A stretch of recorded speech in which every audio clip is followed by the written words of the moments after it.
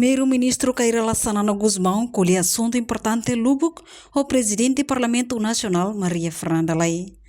E a terça-feira da DERNE, chefe governo Sanana Guzmão, assumiu o presidente do Parlamento Nacional e a gabinete do Parlamento Nacional, onde relata assunto importante Baluk, liga a adesão Timor-Leste à ASEAN. E a sormalo primeiro-ministro Kairala Sanana Guzmão relata para o presidente do Parlamento Nacional o líder bancada Sira, com a preparação para aderir à ASEAN, molok no depois do recesso do Parlamento Nacional.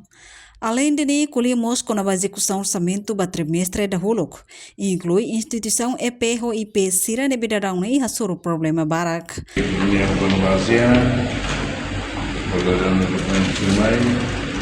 Atau sebuah presiden atau yang melanggar sila-kata preparação da ASEAN betul-betul tidak memakai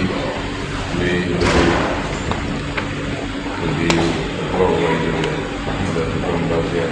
Mereka presiden Parlamento kami leva ASEAN ini melihat processo antes do recesso, depois do recesso, depois da escalera, realmente que levaram a educação, e gente, e vamos discutir a bolsa e nós também, depois usamos a realidade orçamento, depois ele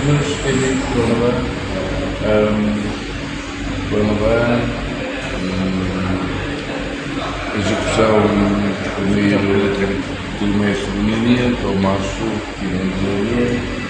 deve a explicação e a introdução, vai salário decente, sempre aquela cedo e Fatimalo yang sedih telah kata-katanya matahari dan pensiunis sempre ketika normal sudah difatbarnya ini ketika ini itu kami problema ini memang kami kondisi tidak makan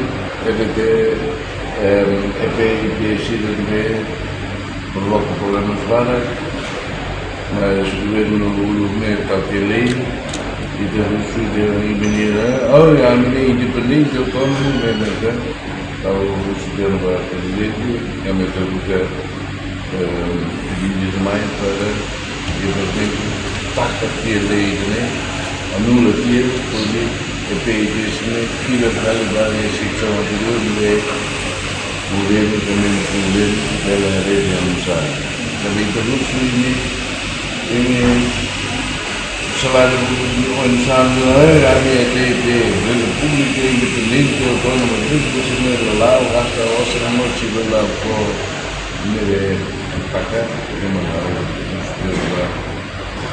Reportagem Melda Fátima, Televisão Timor-Post. Janela informação ba Emogoto. Atua tem informação atual dia Clio. Kita haluha.